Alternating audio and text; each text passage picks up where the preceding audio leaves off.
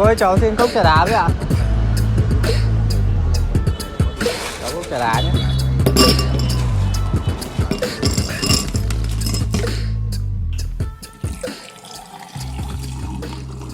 Everybody, welcome to the podcast Beyond Chada of Huyền Lê and Chami. Today, my name is Chami. I'm in London and I am interviewing my dear friend Adi from you in Kent now, right? I'm in Kent. Hello, everyone. Hello, everybody. In the podcast today, we're gonna talk about what is the subject of racism and Black Lives Matter have been covered a lot of everywhere. If you want to search, you can go and have a listen. But particularly today, I want to share on the view of my friend Adi on his experience being a black man living in the UK, in East London, moving from East London to Kent, working in corporate life like me. We work in publicists at the moment. Where did we meet? Apart from the inception, I think it was in the cafeteria. Yep. Of Publicis, White City, just for those who don't know. God, those days we could go to the office. They would go to Yeah. That's where we met. That was the spot. You were wearing like a super sick jumper with like a design. I was like, oh, like, the jumper's sick. Like, I like your swag. And you're like, oh, thank you. And then from there, we'd see each other. We started around the same. We'd all start the day 9:30, but that was the holy grail. Like, we'd always ensure that part of that was a vital piece of the day, because that gave you the energy to keep going. And I know I missed that part, but I'm very glad that through a year in working from home, we able to, even we are on different company, but we keep in touch, and then we check in to each other in lockdown. And also I've seen you in the Black Lives Matter protest in London. Mm-hmm. Very proud of what you do. So I think it's a good chance to have you here and educate me and educate the audience, which is would be a lot of people would be young Vietnamese, have very limited exposure to black people. Yeah, understand. So I think I should start with the other day. I told you I live in voices, and I was like, oh, I thought I know about this. I listened to so many podcasts, a lot of books. I follow a lot of Instagram account who so vocal for the Black Lives Matter. But when it's come to term how to call a black person, I got lost. Is that should we call them black person? Should we call them people of color? Or you should call them what is that they also say. Something mixed. They have a lot of things. Yeah, there's some people called mixed race. Some people call them. They call them mixed race. Melanated, highly melanated skin. There's various different terminology that's used to categorize quote unquote black people. I think, and now I came to you. I'm like, I thought I know, but I didn't know how to do it at all. I think there's the reason why I say there's strength in that is because to assume that you know it all is a falsehood, because we don't. Mm-hmm. So the best thing to do is to ask questions, and sometimes it shows a bit of humility and think, okay, when you've now got access to new information that might invalidate what you said before, it is important to just take a step back and think, okay, I thought I knew, but I don't. Maybe there's more things that I don't know about this, and then that leads us to have conversations of this nature, which will hopefully dispel and educate the audience as to what the type of experiences black people have in the UK, or me specifically, at least. Yeah, I think with the people in the UK, it surprised me when the first time I saw somebody in my office sharing on his Insta story. He's not black, but he's very, very left wing, and he's very supportive for the Black Lives Matter. He say with the killing of George Floyd, he say, oh, do you think the US is this only happened in the US? The UK is very innocent. This is wrong if you think the UK is innocent, right? I agree. I agree. It's not issues pertaining to race and especially excessive force to the point to which someone dies with police officers and people and black people, usually black young men, is nothing new. Unfortunately, we're now in an era where things are more heavily documented. I think the George Floyd issue gained more traction based on the time in which it occurred, when a lot of people were at home, a lot of people were more fixated on their phones. The fact that it was recorded and started gaining traction on the internet, like, it just, because of the grotesque nature of what occurred, it meant that people had to wise up and start questioning whether institutions or individuals are subjecting black people to excessive violence based on the fact that they are black. And tying into what you our discussion about Black Lives Matter, that was essentially why I felt the need to protest, despite the fact that we were in a pandemic. Like, ensured that I was protected, so the sanitizer was there, the masks were there. I saw you wearing masks. That was very early day of like the mask. Yeah, of the mask era, where I think there was less questions as to whether or not people should be wearing it. Things are kind of changing now. Yeah. But in preliminary stages, I felt that you had to strike whilst the iron's hot. We were at a situation where I believed it could be pivotal if we now enforce our right to protest whilst the situation is fresh. Now, George Floyd, it's a bitter pill. It's a double-edged sword, because at the one stage, someone has now lost their life needlessly.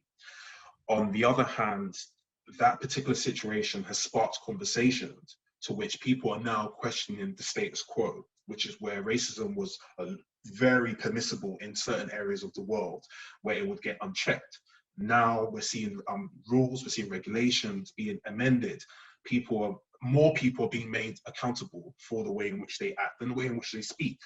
So for me, it's a powerful movement. I know there are questions as to when things like donations and things of that nature, but I'm taken away from that element. I'm just focusing on the fact that it's a movement that was initially, at least, and for the most part, supposed to be peaceful protests to raise awareness of the injustices to which Black people have been facing now, have been facing back then, and unfortunately are probably going to continue to face in years to come.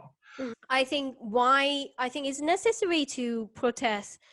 I understand the importance of it, and I think I feel so proud to be in the middle of that, watching you doing it, watching my friend doing it, hearing a lot of people talking about it. I think people might comparing Asian versus Black people, but being Asian is very lucky. Like, people think that you're smart, you can do math, you're good at ping pong, you're hardworking. Stereotype, I know, but the kind of immigrant that people think like we're not harmful to the people, that we don't have gang, or like an Asian kid, I think, for example, in England, can walk around a block and be fined. But there's a Black kid in England or in America, or like I heard story of a Black kid open the door and step out in his front door, and the police suddenly come because he has something in his hand. I think he just tried to take the trash out, and then he got shot for multiple times in his front door for taking the trash out, because him being Black, because people suspect he has gun. Yeah, it's a horrible reality that a lot of young Black people live, especially in America. It seems. I'd say the difference that we find between, I know you were mentioning about like let's say you have a young Chinese child, who's deemed smart because of where they're from, or they don't have the same level of prejudice to which young Black people have. I think it's probably a different type, which fortunately doesn't always resort to violence. Whereas Black people, we seem to have negative connotations with us. To dispel those type of ideas, what you need to do is educate yourself and ask questions. What I would say is this: if you were to envision or try to make a ballpark estimation as to how many Black people exist on this planet, I would start there. So let's say, for instance, there were 1 billion Black people on Earth, and that's all continents. And then you are basing your judgment on Black people on the activities of 10 Black guys or Black ladies or a mixture in London, based on a news bulletin from the BBC or whatever news publication it is. And then that is enough for you to now make a judgment that will be all encompassing of Black people around the world. And you can sit there in your home or wherever it may be and think that you're right. That's a big issue for me. That is a massive issue. That is a massive issue. I agree. Yeah, it's a massive issue for many reasons, because it's something that filters down. Because usually these people project their ideas onto other people. You rarely get silent racists. Like even if they're not overtly saying it on social media, a lot of them will be saying it in the home. Mm-hmm. So in order to combat that, what I feel needs to be done is, first and foremost, there needs to be education from the grassroots level. So we're talking from schools, rising up. Secondly, from institutions. Institutions need to be enforcing that that racial equality, religious equality is promoted within a company. It has to be within the doctrine of the actual company itself. And I think within society, we need to learn to not be so fearful of asking questions of other people. Yeah. There are times where people may be offended. That is something that we unfortunately will have to maneuver around. But for the most part, if you are being sincere, you will get answers, and you will get honest answers from the people that you might not know so much about. If we all have the ability to ponder, we all have the ability to be inquisitive, but it's not always executed. And unfortunately, as a Black man, I think the highest volume of questions that I got surrounding issues pertaining to be Black was directly after Black Lives Matter, the protest with George Floyd. Prior to that, didn't really happen. Do you mean like people start to ask you to educate them after the Black Lives Matter? Yeah, it came as a how do they describe it? As a reaction to that particular scenario. Now, that's not to say that they're wrong. It's not to say I'm angry at that. Mm-hmm. I think it's just tying into the fact that that situation was so momentous, and as you described it, it was so historical that it meant that those people who wouldn't necessarily have asked questions are now thinking that it's their obligation, that they have to educate themselves, because this is something that they don't want to see repeated. And that's what I would say was one of the great wins of such a protest. I share about a story of George Floyd to my mom. Mm-hmm. So she's living in some, beach city of Nha Trang of Vietnam at the moment. And bear in mind, she might never seen any Black people before. She might seen one or two. So she has no idea. And the media in Vietnam is quite, what do you call it when it's just one color?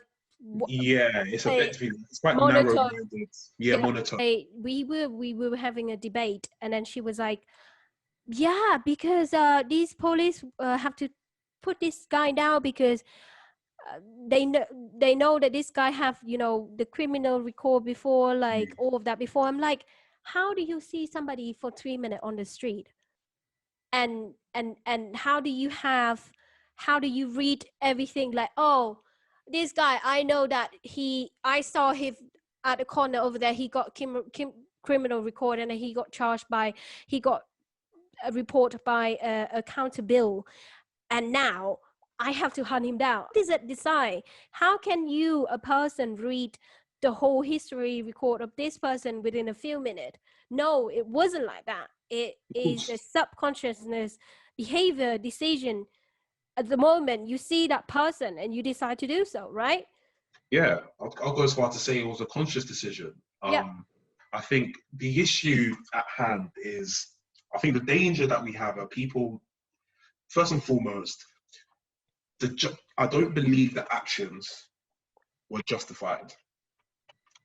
There's going to be a variation, but I think it's either you do feel they're justified or you don't feel they're justified. I think that is it. I don't think there's a grey area. When you look at the reasons as to why he was actually being, why he was subjected to that level of punishment, it was because of a counterfeit ID.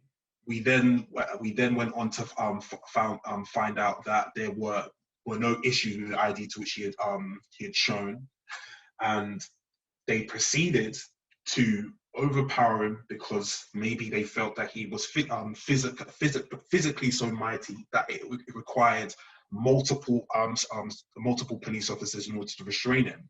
Now, let's say that is the argument, that he does have a criminal record, and because of that reason, you have to proceed with caution.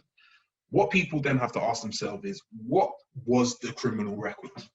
What was on his record? Was it someone who was heavily violent? Is he someone with a history of firearms, etc., etc.? If that was the case, don't you feel that they should have, there's because you have specific departments or subsidiaries within the police department that deal with certain type of crimes. So you have that, you have, like, for instance, you have the DEA that specialize with drugs, the FBI, that obviously they're not the police, but it's an agency that deal with a particular type of crime. If he was as violent as they may have perceived him to be, I think they should have been more well equipped. So they have weapons, you have guns, you've got the cuffs, you have baton, etc. So whilst they've now restrained him and he's vocal in telling them that he can't breathe, he's vocal. At that point, that should have been a trigger in their head and said, okay, if he cannot breathe, we need to put him in a position to which he can, because the premise of the sole reason as to why we're here is to solve the crime and to ensure that if this person is a criminal, that he is punished accordingly. So what I find is, if people are saying, well, he was a criminal, well, they needed X and Y, Z, it's almost as if to say you are condoning the actions and effectively condoning the outcome, which is in fact that he died. Now, when it comes to race, I think a lot of people are doing research into like the senior officer at the scene and his history of racial discrimination within his career, and I think a few things were highlighted. I can't speak verbatim. He was also an individual that partner wasn't Caucasian. His partner was someone that you would consider, quote unquote, a foreigner. So there might be some people based on that who think, oh, but he can't be racist. He was with someone who wasn't. He was with someone who wasn't white. Well, that doesn't fly. That doesn't fly. Unfortunately, doesn't give you a pass. I would say fundamentally, focusing on that particular subject, young and older Black men in America, I would say, for the most part, feel that the police are effectively working to get them, not there to protect them. They're there to catch you. They're there to prosecute you, to subject you. When you have that type of mentality, it's either fight or flight. It's either you live in total fear or you fight them. You become combatant. They appear to be that way because of the trends. That's why it seems to be racially driven. So if people want to think that, oh no, it doesn't happen, and it's because this particular individual was a criminal, no, we can pull out account upon account upon account upon account, ranging from this era to the last era to the 60s it's so sad. You can keep going back to the point where our generations are not even alive. That's how far it goes. So I think if people are going to give a qualified answer and have nuance, you have to. Some people, I think, they're looking at it as an isolated incident. No, it's not. It's not. That's the problem. It's not isolated. This is something that has been occurring. This is something that unfortunately is happening in so many different manners. It's not every guy that's being basically suffocated to death. Some people are being, as you said, they're being shot. Other people are being being stabbed, not necessarily by the police, but are being put in situations where they go into the station, like and all of a sudden it appears that they've been killed or they've died under police protection. So I think it was it Sandra? I forget her surname, but there was a lady that was, I think Sandra Bland, that was put into police custody, and then it emerged that she died within police custody. And it wasn't much of a justification as to why. It certainly wasn't natural causes. There was an inquisition made, and to this day, I don't know if anyone's been prosecuted. I'd have to research that. Is that story, is that in the US or America? America. If I was to go speak about the UK, in terms of like racially driven police matters, from my experience, I remember when I was probably around 14, and it was like quite a sob story. I was walking along, I had a blue bag in Liverpool Street, and a guy in plain clothes came up to me and said, "Excuse me, sir, can I see what's in your bag?" And I was a bit dumbfounded. I was like, "Well, of course not. I don't know who you are." Like, he wasn't in uniform. So I said, then he showed a badge. He said he was like an undercover police officer. So I showed him the bag. He checked, took out the items. It was 2 sandals. Him and his colleague observed it, put them back in, and he said, "Oh, that's fine. I'm sorry to disturb you. There was a crime, and there was a crime around the corner." And that was like my initial, one of my earliest accounts of having an interaction with a police officer that could have gone left. Now, some would say that's racist. There's no way he would have stopped a white guy walking around the street, this, that, and the third. At the time, well, based on what he said, he did check me because I was black. Because him saying match the description, through deduction, you would assume that he was referring to a black person of my build. Now, I will never know whether or not that is accurate. I don't know. But based on his actions afterwards, I would have reason to believe that this wasn't something that was racially driven from someone from a sinister heart. He was given a description, he believed that I matched the description, and then he acted upon it. And he acted very professionally on it. Fair dues. Now, the problem comes when you have officers who may be on the other end of the spectrum that will harass, that will assert their authority based on a collective of people that look a particular way and are usually of a particular color, and try their best to oppress them based on what they look like. And inherently, it's because of their skin tone. Now, sometimes I'm sure the police connect the dots and they're right. There is a crime being committed. I'm not going to lie, these things happen. However, for that to be something that is almost the status quo, that as a young black man or woman, you should expect that a police officer may stop you. You should expect that they may harass you. You should expect that if you are in their custody, that you may not be treated the best. That's where I think things go horribly wrong, because ultimately the police are supposed to be, from my perspective, an institution that is here to protect all civilians, irrespective of their race, creed, religion. Yeah. However, I don't know what their motto is. I wouldn't say there's a healthy relationship between black people and the police in general. That the story with black people and the police, but can you share something on, let's say somebody say to you, go back to your country? Oh yeah, I've heard that one. I've had it where I was having a discussion with a lady. This is one account, and she made a comment about black women having a chip on their shoulder. The woman saying it was white. Oh, okay. And the woman saying it was white. Very interesting. Stating that black women have a chip on their shoulder. To which I said, what do you mean? Elaborate.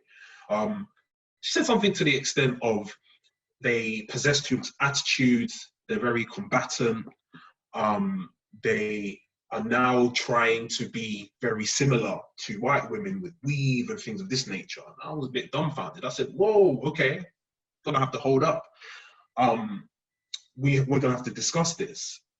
I said, when you make the claim that black women have a chip on their shoulder, that's a very all-encompassing, sweeping statement. I'm basically saying that all black women have this chip on their shoulder complex that you speak of. Now, I would ask the question, how many black people or black women specifically do you know?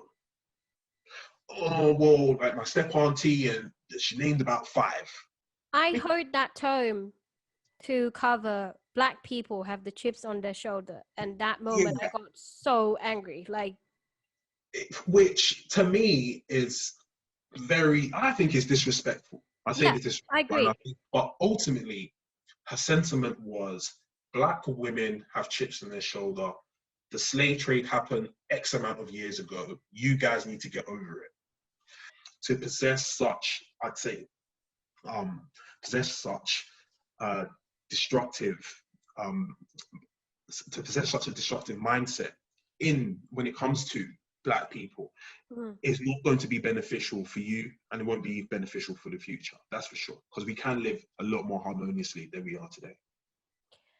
Now, if you can sum up all of that after that lady say nasty thing with you, and you can educate her or us or myself. Were terms that people would use for me and a few of my black friends. What did they call you? Like, there was some. You got the ones where we would actually straight up refer to us as nigger.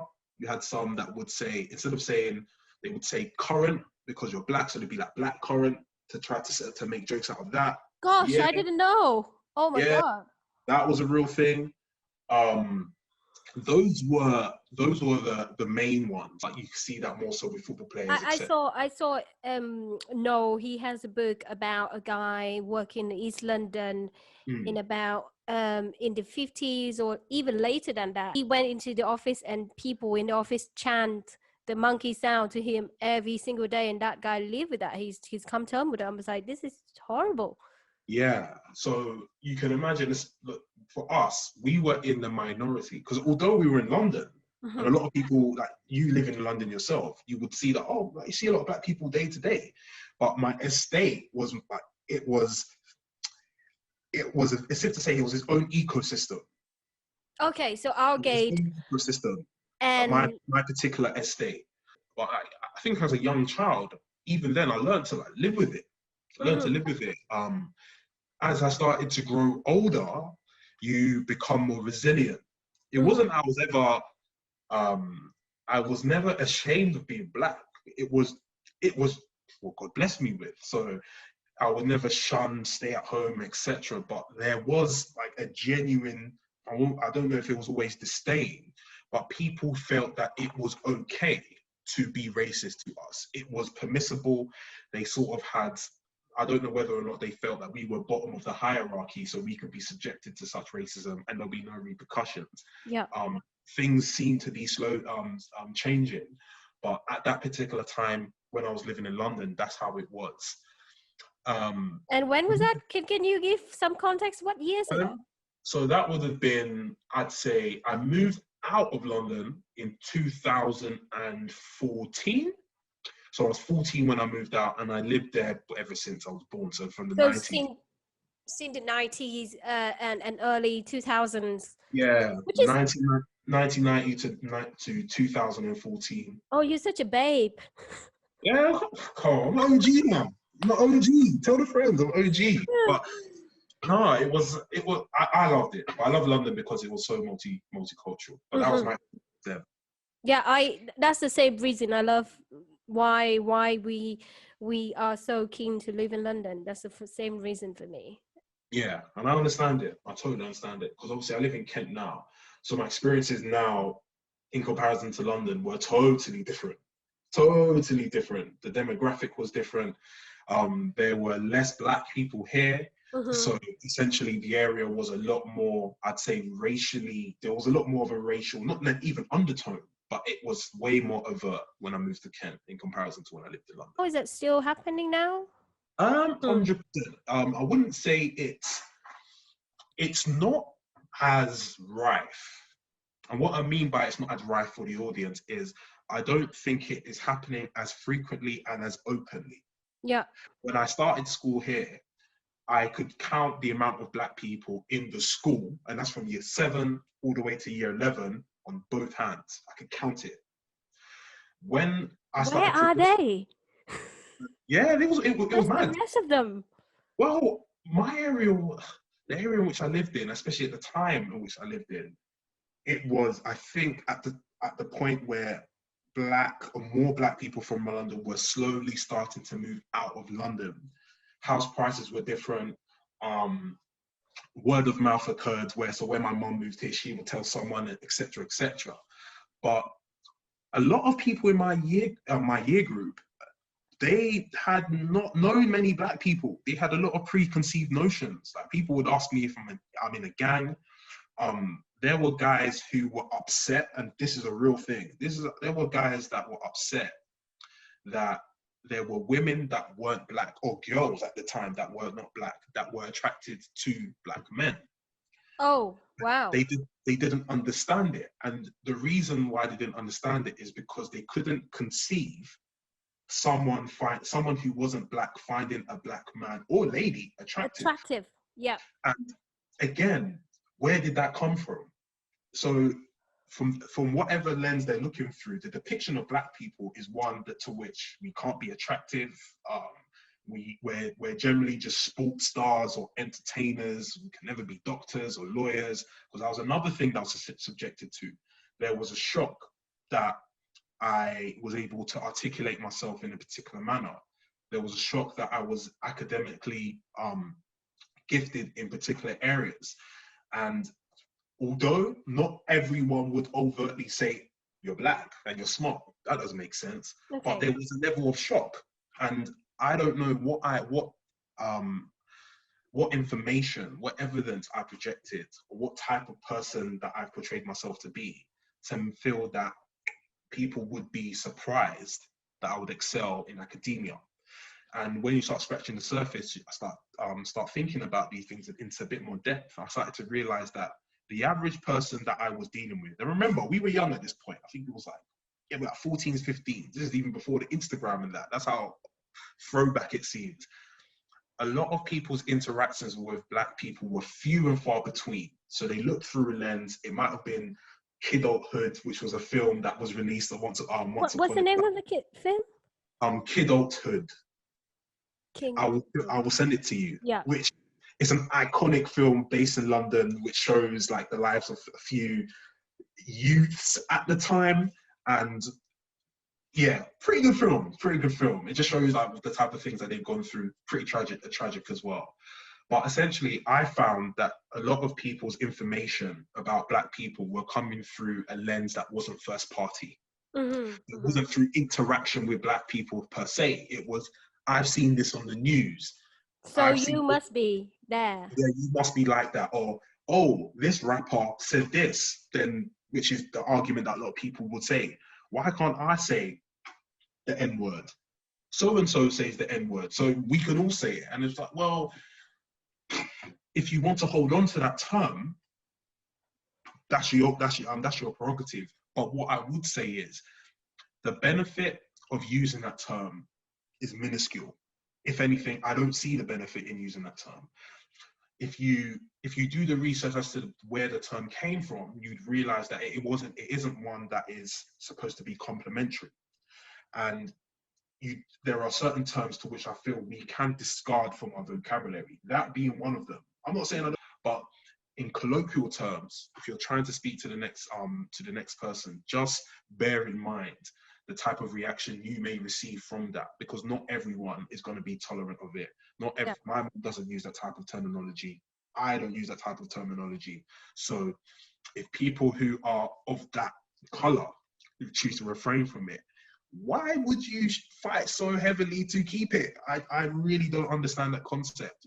People feel very entitled to certain terms, but hey, such is life. I think we should, you have shared a lot of story about how you grew up in Aldgate in the city, London city centre, and then you moved to Kent, and now we both working in Publicist, not in the same company. So Publicists have about how many? 20 agency now, right? Mm-hmm. They massive. Many subsidiaries, yeah. Say the professional, in the professional term, what were your experience in terms of receiving racism or discrimination in professional life? Have you experienced? to any of them? Fortunately, not at Spark. And I'm not just saying because I work there. Like, I generally haven't experienced it at Spark. When I was working at the bank, I would feel it more. There was one occasion where a gentleman, there was an appointment that he had, and the individual that he was supposed to see wasn't there.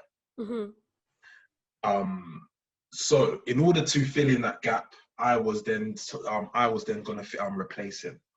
Upon introducing myself to the gentleman, I think he was maybe from Arab descent, kind of stepped back, and I was like, "Oh, sir, just wanted to know, just introduce myself. My name's Ade. I'll be your banking advisor today. XYZ isn't here because he's sick." And he said, "Oh, so it's with you?" And I was like, "Yeah." He goes, "Well, I'm not doing it then." I was like, "Okay." Wow. So I went further. I said, "Any particular reason as to why you feel I can't help you with the situation? I don't want it to be you." Cool. He got up, I promise you now, and he left. Did not see that guy again. And I was a bit like, ugh. Okay, how do I take that? Do I take it as maybe the sensitive information that he shared with the previous colleague? Now, the colleague that was supposed to meet was a white guy. So there was a part of me that felt that there's a potential that he saw a black person and thought, I don't want it to deal with it. However, I can't necessarily allude to that because there could have been a number of reasons as to why he wanted to speak to my colleague and not me. So that's one where I was on the fence. It was his initial reaction that made me feel that, okay, the only thing he can go to judge me on is my appearance. For my physical appearance was the only reason as to why he didn't feel comfortable with doing so.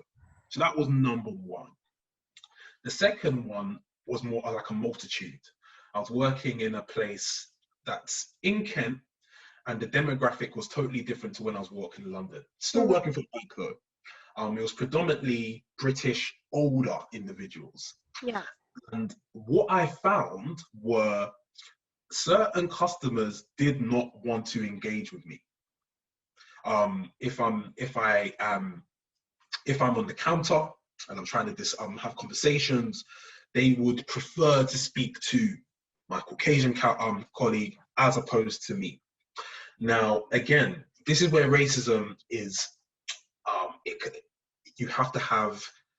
I don't think it's as simplistic sometimes as we would like it to be, because although I felt, and it might be hard for people to understand, but although I felt that based on my color of skin, I was being shunned by particular customers because they didn't necessarily, I didn't represent who they were. I didn't represent who they were used to facing. Because some of them would say, "Oh, where's Tiffany?" Or I'm just using any names, or "Where's this person?" Some would say, "Oh, it's because they're familiar with those particular colleagues." But it just seemed that there was a trend of the people that they wanted to substitute me were Caucasian. They were white. It wasn't a one time only, right? It's just no. Yeah. There were many occasions. I've had a time where I was actually called racist. I was on the counter, and a lady had said to me, there was something where we had to effectively ask people in the queue what they needed to be done in order to make sure that they could go to different devices, ATM, money out, if you could do a mobile banking, etc. So there were a group of ladies, and maybe you could even see if I was wrong here. Now, they were standing in a cluster. There were two young ladies and one old lady. If I was to go by imagery alone, I would say that the two young ladies were from East Asia.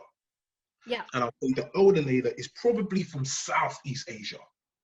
Now, some people might not be like, you're just using words. No, I know there are distinctions. Sometimes there are subtle differences in imagery that you can find from the country to country.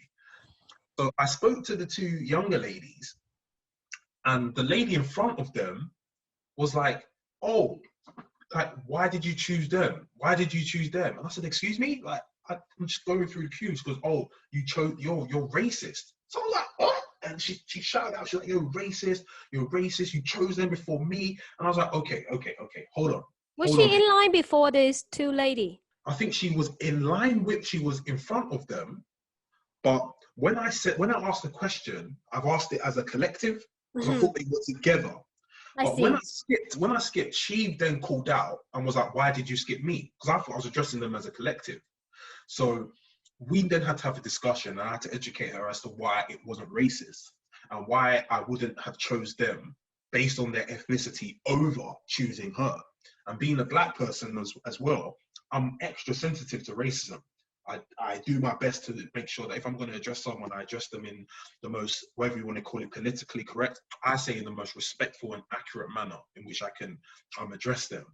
So from her standpoint, she felt that I was subjecting her to racism. And it was probably one of the few times where I've actually been on the receiving end and someone's actually said that I am the person, the perpetrator of racism. Now that's from a customer standpoint. I want to go from now a colleague standpoint. I would have senior members of staff that would feel when they interact with me, they had to be like, yo man, like, what's going on? Are they like, you cool? What's up? And they wouldn't use, yeah, like, bro, like, yeah, you cool, black. I was like, well, why do you feel that that's the best way to describe? Why do you feel that it's okay to address me in that manner? I'm really joking about, but why? Because you haven't answered the question. I asked you why. I didn't ask whether you're joking. And essentially it's because in their head, the notion of black men is that we are these ultra dramatic, ghetto, poorly spoken individuals, that everything we say has to have some kind of rhythm and bop. No, that is not us. I'm sorry. There are very articulate black men, and there are some men that are not so articulate, and that's just the way it is. It's something that goes on within all nations. So from that standpoint, I also received subtle racism because they felt that they could effectively put me in this box. And the funny thing about it is, if you feel that that is the way that I actually am, and as a business, you try to project people being individuals, professionals, and effectively being unique, why would you then expect me to then change that tone when speaking to Tom Smith, who's the CEO of a company? You should just allow me to be the way in which I am, as natural as I am, because that could be my level of professionalism. So what I found was I had to change the status quo. So when I was addressing people at work in a professional manner, the one thing they couldn't say is, I don't understand what you're saying because you're talking like this and you're using a slang. No, I was using the Queen's English, and the Queen's English isn't something that's unique to white people. It's not unique to black people. It's the English of the land.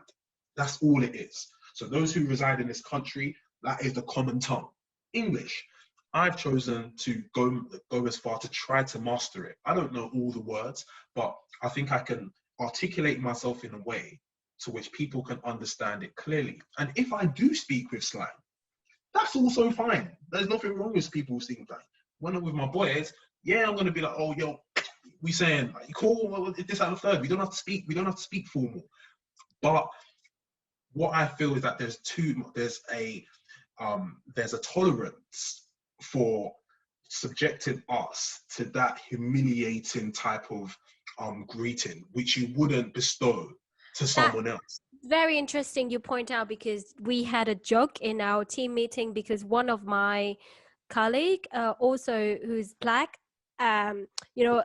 end of a client call, a client lunch back in the day when you can take client out for lunch, and then client would say goodbye to normal people, to my other colleagues, like, hey, shake hand and goodbye. But then he see this guy, and this guy wasn't in the lunch. He just happened to step in the pub at that time, and he was just like trying to like high five and all this kind of thing to my black colleague, and he was like, what is going on? Yes, it's so awkward. You know what? Piggybacking off that. Yeah. Okay. This was one, I can't believe I forgot this. I used to work in a shoe shop where a manager he was a trainee, saw me and said, "What's up, my nigga?" Now, she was white. You was the trainee. I'm the employee. She's You're my the trainee manager. Oh, So she wow. came up to me and said, "Yo, what's up, my nigga?" And I said, "Excuse me?" She thought she was cool, being cool, or I guess so. I asked her to repeat it. She repeated it. By that time, another colleague of mine and a close friend of mine, he also heard what had happened, what had been said. So I left the situation. I said, "I don't know why you felt it was okay to speak to me using that term, but I'm letting you know for now that I don't tolerate that. Never, you're not my friend. I don't know you from Adam, and it's pretty grotesque that you felt at ease of speaking to me in such a tone." Her defense was, "I speak to my friends like that. They're all cool. Like, we never had an issue. I didn't mean to be offensive, but I said, but you've offended all the same. And that's why you should have picked your words carefully." I said, "I'm not saying I hate you, but I'm telling you, for future reference, do not use that terminology to describe people of my ethnicity. Your friends are giving you bad information. I'm sorry." And that's where the education part comes from it. Because if I tolerate it in this circumstance, if I tolerate it within my friends, then what happens is those friends, those people may feel that they are entitled to use this language with everyone. You see how people just scale up their entitlement. Because it's okay for Black person A, then it must be okay for Black person B all the way through to X. That's not how it goes. That situation obviously didn't end quite well for her. Got to a stage where she was then dismissed for racial. I'm not saying it wasn't racial discrimination, but gross misconduct for using a racial slur. Now, I think this is the importance of this situation. First and foremost, I have to dissect, why did she feel okay with using that term? Based on what she said, it's because her friends, who I guess were Black, they have allowed it. It's been permissible. So they've given her a green light to say, it's okay to say this. And then now, it's okay, her missed interpretation that it is okay to bring it into work, even, yeah. Exactly. To work, to a public And forum. she think it might be like you were working at a shoe shop at that point. It's not like a professional, like, paper desk in type of environment, and you were the man, you was the trainee. So yeah, you was her staff, so she can treat you that way. It was wild. Maybe those things are going into her head. Maybe she did take into consideration her position. I believe she did. I think that's a fair point to make, because I can't fathom her saying this to a Black manager if the role first. So position, that's a big thing. Very important point. When it comes to racism, those who generally are racist, I feel, tend to believe that they are superior. Yeah, that's happened to me. Yeah, why they can degrade, because they feel they're superior. Yeah. And that's why it's such a widespread problem, because as a Black guy, it seems like the status quo across the world is that we are at the bottom of the food chain. So we get subjected to stupid amounts of racism. I've seen adverts I think I've seen one advert in China. They put a Black guy in a washing machine. He came out and he was gleaming, and he was an East Asian guy. I can't lie. It was madness. But it just goes to show, for me, the global perception of Black people is one that is not great. Because I spoke to a friend of mine from Italy, and I asked him, why is it that there's such high accounts of racism? Why is the perception of people who are Black so low? Like, why does the respect you have for them seemingly obsolete? And his answer was, in our country, the Black people that we tend to identify with aren't prosperous. They aren't in positions of power. And if they are in positions where they may be earning a lot, they're not necessarily the most powerful. So for instance, you can have a world superstar athlete, great black football players who may be playing in the Italian league. Mm-hmm. Their own fans and the rival fans can be racist to them. Now, some would look at that individual and say, oh, there's a guy called Samuel Eto'o. He's been a Cameroonian player, been subjected to racism. Great player, earning hundreds and hundreds of thousands of pounds a year. Despite that, he was still being subjected to racism by people that, at least from a social perspective, if we were talking a monetary perspective, were inferior. And what I mean by that is he probably out-earns 95% of that stadium. But despite that, there's still a select few that feel that they can degrade him because of the color of his skin. Now, the power element comes from this. If it were black people that owned these football clubs, if it were black people that owned the majority of the stadiums, if it were black people that were majority of the referees, would we see a shift? Perhaps. What we may also see is a retraction of inclusion in particular elements, because they're dominated by black people. So it's multifold. It's multifold when it comes to racism. I think essentially people need to ensure that they educate themselves as to the plight and to the successes, because black history isn't just doom and gloom. I think like a lot of people don't know that it was apparently a black man that invented the traffic light. And a traffic light that is used universally, something that is effectively fundamental to any civilization that has progressed within the last 100 years. And that is knowledge that's not known. It's not common knowledge. But if I were to say, if you were to name names like a Plato or Einstein, etc., Steve Jobs, Bill Gates, people, they snap. Yeah, I know this person. But if I was to say Dangote, you might look at me like, what's that? Who's that? Dangote is one of the wealthiest men in the world. He's black, he's Nigerian, but he's not seen as the standard. He's an anomaly. The standard is what people tend to see on the news, but people don't ask questions, because we work in media.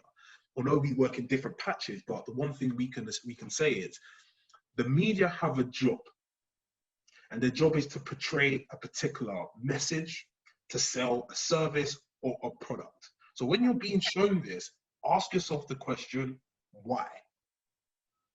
Just ask yourself why. Why am I focusing on this black crime? Is it the only crime happening? Is the majority of the crime happening? Do they have an agenda? Because are we saying that, it's only black people doing this? If you go to this area in Glasgow, you'll find that there's not many black people, but there are crimes that associate black people that are being conducted by Caucasian people. Why are we not seeing those? So for me, people just have to look at things through a broader spectrum, not look at it through a tiny lens. Broader spectrum, and you'll find that you will gain a lot of answers and hopefully a bit more humility before you start judging other people. That's just very valuable. Asking yourself why, asking the reverse question, what is that beyond the fact I'm seeing? Is that the whole true, right? Very legit. Saying more about working in Publicist, our media group, and you have been, I'm also have volunteered to be in the Embrace team. This, what do you call the Embrace team? Like I guess it's the Embrace team. Embrace what? The community? Yeah, Embrace community in our wider group that we publish all the education information about diversity and inclusion.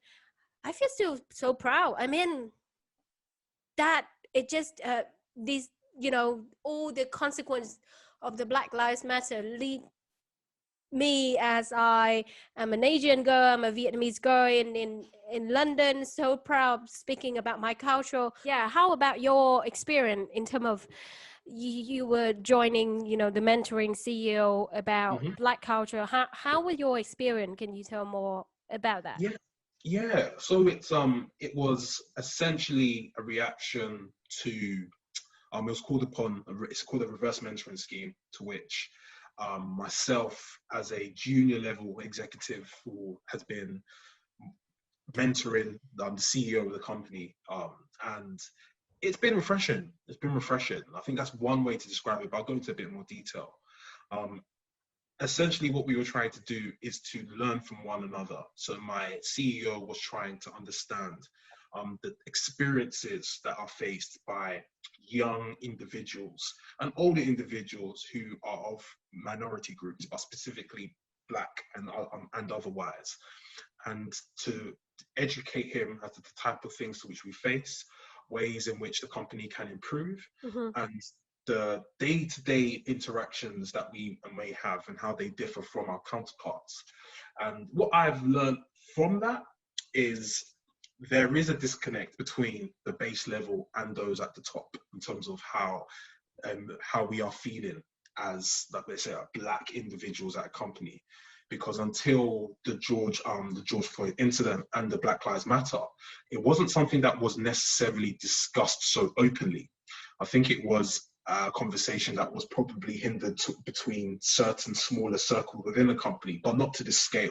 And what I learned is that our CEO was super open to understanding. I was able to educate him on experiences that I've had personally and some other people have had. And he ultimately wanted to see whether or not there was room for maneuvering. And how do we maneuver? How do we change things? So we started having discussions around the implementation of people filling out their ethnicity and background information, so we can have more precise data as to the spectrum of ethnicities to which we have in a company.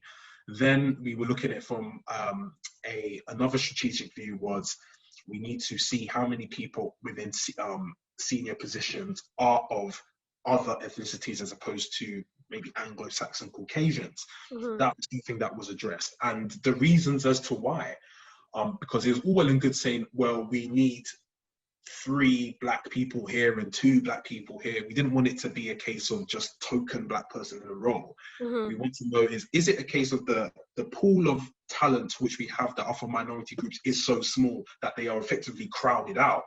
And if so, how can we expose the company to these minority groups? So that's what do things such as the school partnership scheme, where I know it's been thwarted somewhat now, but individuals from the company, from a range of ethnicities, will go into areas that wouldn't necessarily have been too privy to roles within media, which are tend to be impoverished areas, and impoverished areas usually, at least within the UK, have a large volume of people from ethnic minorities, in this case specifically Black. And it's been a journey. It's been a journey because I think we both learned that racism in its essence comes in a variety of forms. It's not just the physical, it's not just the verbal, but effectively it comes from the way in which you think, the subconscious and the conscious, because when people have these views, I think what we were trying to get down to is why people have these views and are they comfortable with having these discussions with people in order to get to a point where effectively we live in peace.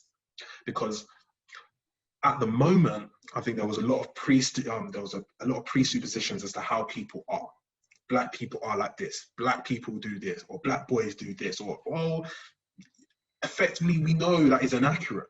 Or I'd assume someone with the same mind would know that is inaccurate. If you were to say some Black people do this, that's a different case. You would be correct. But what we were trying to get around is how us as a company can move from being reactive to embedding an ethos, a structure, a mentality that can ascend through the ranks, which will ensure that we are being as respectful as possible when it comes to people's race, religion, sexual background, etc. But sticking to race, I think the biggest thing I learned from it was not everyone understands what racism is. Some people have different some people have a different definition of the term. And I think some people feel that racism can be tolerated depending on the circumstance. whatever lane to which you choose, I would go down. I would think of it like this: based on what lane, what gives the best outcome. So is it beneficial for you to possess a racist sentiment? Does it protect you? Does it bring you happiness? Does it make your mind more explorative?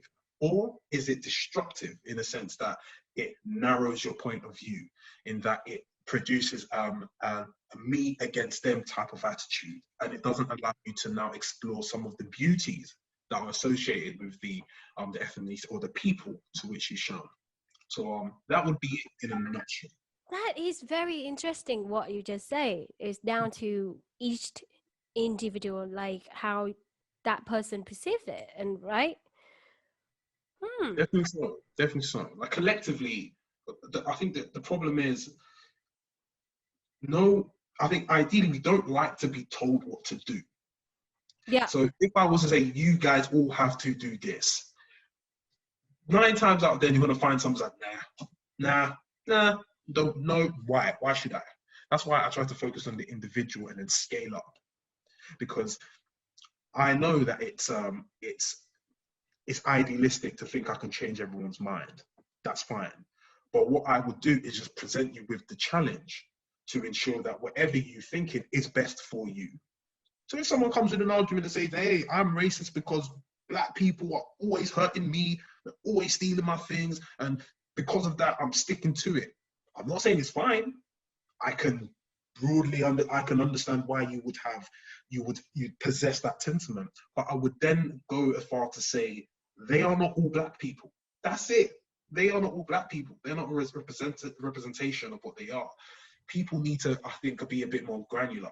There are, in Africa, I don't know how many countries there are, so my geography is not the greatest, but Nigerians, Ghanaians, Angolans, Libyans, Egyptians, if you're from Zaire, if you're from Zimbabwe, Congo, Cameroon, Senegal, South Africa, Ethiopia, the list goes, Rwanda. I've named like 12 countries within a landmass. We are not all the same. Even within this landmass, we have different shades. So for you to just think that you all think like this, you all behave like this, I'm sorry.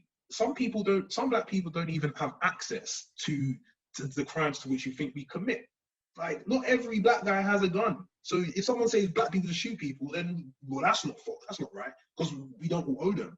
If we were to go down that route, I would say the countries that have the largest armies probably have the most artillery. Now, when was the last time you heard of, like, I know you have the countries in Africa where they have a military, but the US has like a massive military. Like, Japan has a massive military. Germany has a massive military. But no, I don't hear people saying, hey, like, all Caucasian people from these countries are gun-toting maniacs. No. So I think the generalizing has to stop. Yeah. I'm not big on the generalization. For conversation's sake, I get where you can just say, I'm speaking in general for ease. That's very true. Thank you so much for educating me a lot today. And I do believe that our listener will find it very useful for themselves, their takeaway lessons from your point of view. I hope so. And thank you, like, for giving me the platform to be able to express my point of view, to speak to, hopefully reach out to people from Vietnam who are listening, and for them to have critique, for them to ask questions. Like, I would love to hear if there's any feedback that comes by. Question though. Yeah. How would I say? I think you've told me before, but how would I say goodbye in Vietnamese? Đúng rồi.